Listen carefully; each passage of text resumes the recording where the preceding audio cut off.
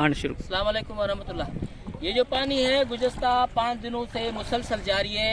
यहाँ सकरन से लेकर पूरी आबादी जो मेन क्रॉसिंग पानी की है इसी फुलका का गांव के करीब से होती है। जमालियों के गांव है सामने और इधर से गुजरता हुआ ये सीधा सीताबाद के मेन चौराहा है जामा, जो शाहपंजो से क्रॉस होकर बेगू काका से क्रॉस होकर इधर सीताबाद की तरफ रुख करता है, दूसरा मुलाबास की तरफ रुख करता है। क्योंकि जो ज़मीन का सतह है वो इस तरफ से जाती है।